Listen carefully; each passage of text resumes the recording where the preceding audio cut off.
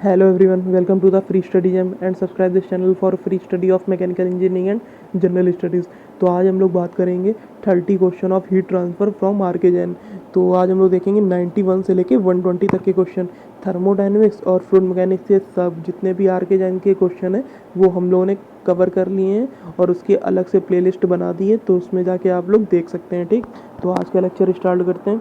तो पहला क्वेश्चन है ओपेक बॉडी के लिए आप इसमें से बताइए क्या सही है। ठीक, ओपेक बॉडी के लिए मतलब कि जो आपकी ट्रांसमिटिविटी है वो आपकी 0 है। ठीक, तो क्या होगा alpha plus rho equal to 1। ठीक, ये होगा आपका ओपेक बॉडी के लिए। तो इसमें करेक्ट ऑप्शन क्या हुआ, डी पार्ट। ओके, इसके बाद 92 है heat transfer equation del 2t by del x2 del 2t by del y2 del 2t by del z2 equal to 0। तो ये इक्वेशन कौन सी है, Laplace equation. Okay, so correct option is A part. इसके बाद 93 है if the inner and outer surfaces of a hollow cylinder having radius r1 and r2 and length capital L are at temperatures T1 and T2 then rate of radial heat flow will B.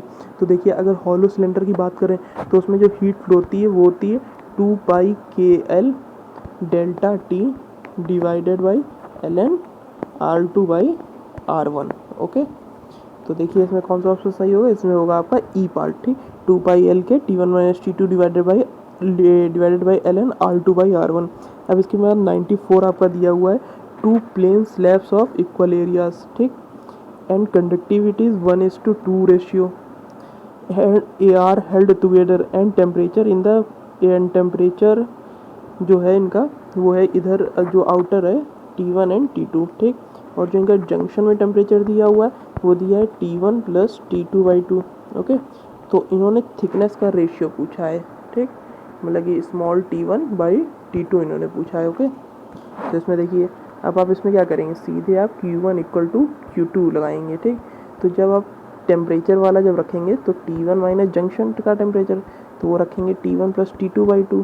ठीक, इसी तरह से जब आप right side वाले में लिखेंगे तो लिखेंगे जंक्शन का टेम्परेचर माइनस जो आउटर टेम्परेचर होगा वो माइनस T2।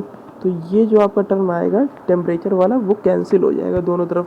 तो जो आपका फाइनल थिकनेस का वो आएगा रेशियो वो आपका सेम होगा जितना आपका थर्मल कंडक्टिविटी का दिया है रेशियो। ठीक, तो 1:2। ओके, सो आपका करेक्ट ऑप्शन होगा 1:2।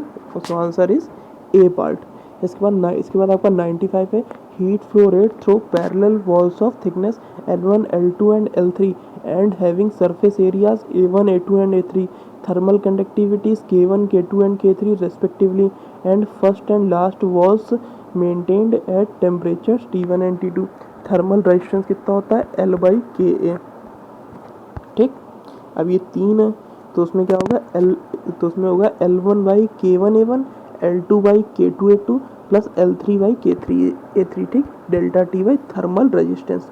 तो ये पूरा आ जाएगा L1/K1A1 plus L2/K2A2 and plus L3/K3A3। ठीक, सो करेक्ट ऑप्शन आपका हो जाएगा इसमें ए पार्ट। ओके, इसके बाद 96 है if the inner and outer walls of a hollow sphere having surface areas of A1 and A2 and inner and outer radius R1 and R2 are maintained at temperatures T1 and T2 then rate of heat flow will be। तो देखिए अगर hollow sphere दिया हुआ तो उसका होता है 4 पाई के R1 R2 डेल्टा टी। ठीक, divided by R2 minus R1। ठीक, अब इसमें देखिए किस में दिया हुआ है तो ये अंडर रूट है तो ये बाहर आएगा 4 पाई के R1 2। ठीक, तो आपका करेक्ट ऑप्शन हो गया ए पार्ट। ओके, इसके बाद 97 है एट थर्मल इक्विलिब्रियम। तो थर्मल इक्विलिब्रियम पे absorptivity is equal to emissivity. So correct option is C part. इसके बाद आपका 98 है the ratio of emissive power of a body to the emissive power of a perfectly black body. तो इसका आपका correct option होगा emissivity. ठीक, तो इसका करेक्ट ऑप्शन है emissivity means B option is correct. इसके बाद 99 है the wavelength of the radiation emitted depends on temperature only. ठीक है, डिपेंड्स ऑन टेम्परेचर इसका गलत है, सिर्फ टेम्परेचर पर डिपेंड करती है।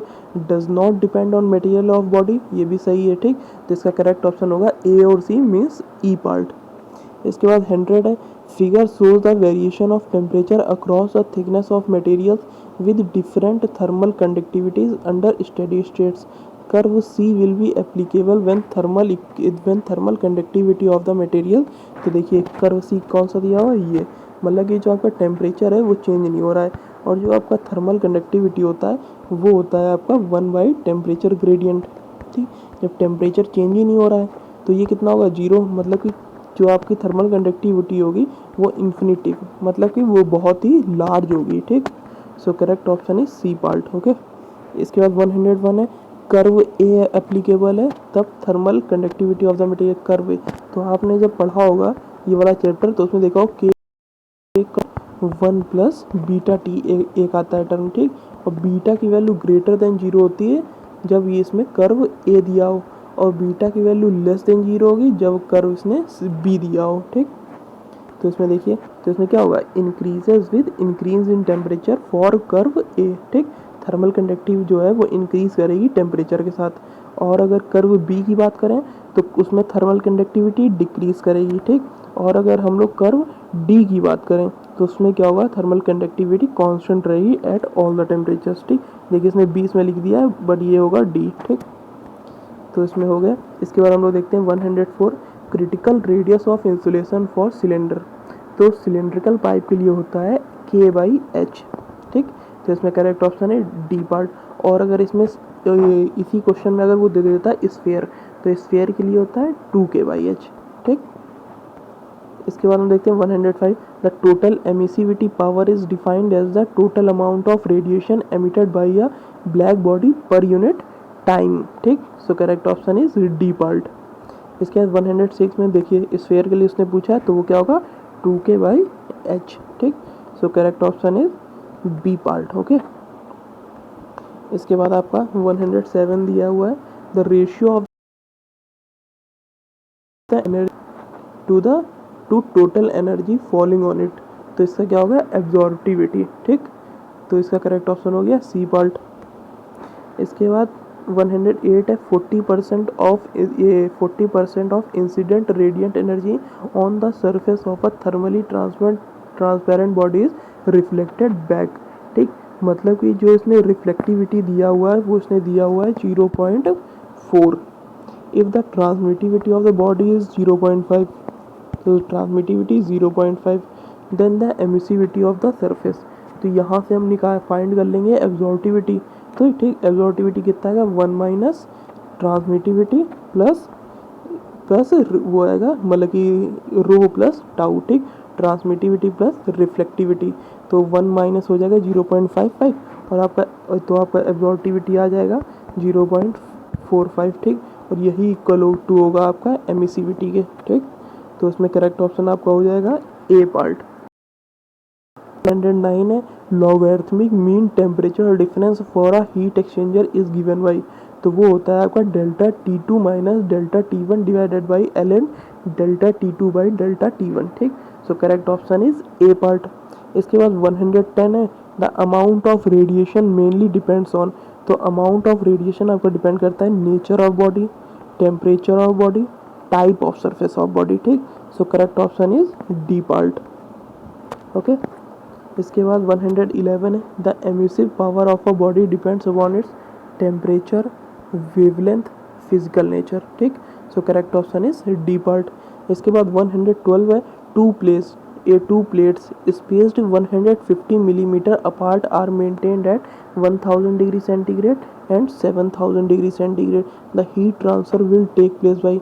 देखिए ये दो प्लेट दी हुई हैं। ठीक, अगर एक ही प्लेट होती तो उसमें हीट ट्रांसफर होता कंडक्शन के द्वारा। ठीक, बट इसमें दो अलग अलग प्लेट दी गई हैं और उनको इसने मतलब कि कुछ डिस्टेंस पे इन्होंने रख दिया है, और दोनों के टेम्परेचर दे दिए हैं 1000 7000 वो मतलब कि 1070 डिग्री सेंटीग्रेड। तो जो आपका हीट ट्रांसफर होगा वो होगा रेडिएशन के द्वारा। Correct option is D part.